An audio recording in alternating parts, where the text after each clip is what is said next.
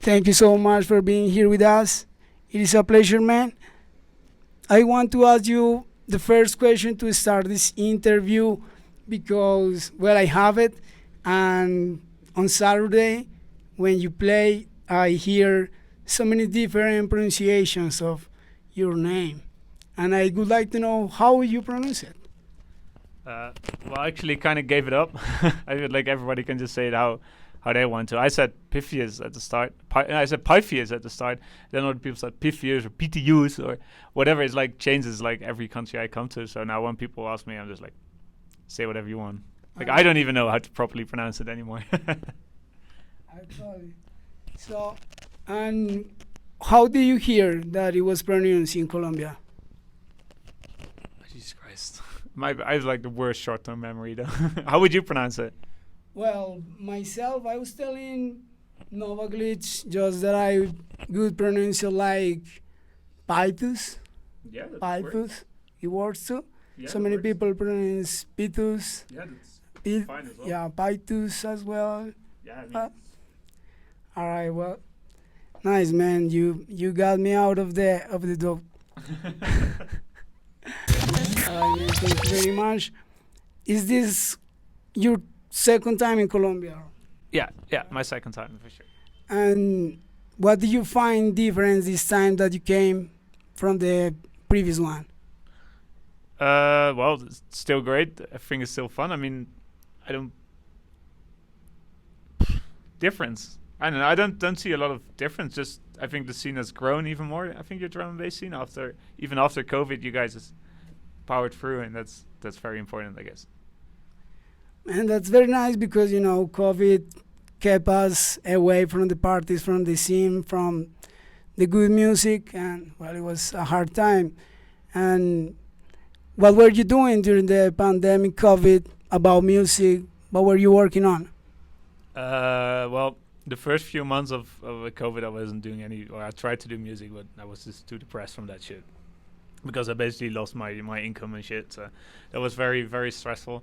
But afterwards, I started spending a lot of time in the studio and working a lot on like new techniques, and I think my sound has improved a lot during COVID. So that was actually because if you're touring a lot, you don't have like every time you go in the studio, like my energy will be a bit lower, and I'm gone almost every weekend, so it's kind of like it breaks up. But then I really had time to just go at it for months and months. I've spent entire weeks in the studio, so it was good. I learned a lot actually. I grew a lot. It's very nice to hear that you work on your music and you came here again with more power and gave us that party that Saturday. That it was incredible, man. You saw the public, the people very happy. What do you think about the Bogota's party people, the people that were on Saturday? Yeah, all you people were insane. It was fucking sick. I like everybody just went at it. The power like through it was like hour and a half, but this hour and a half like everybody just giving all their energy, and it was sick. The vibe I loved it.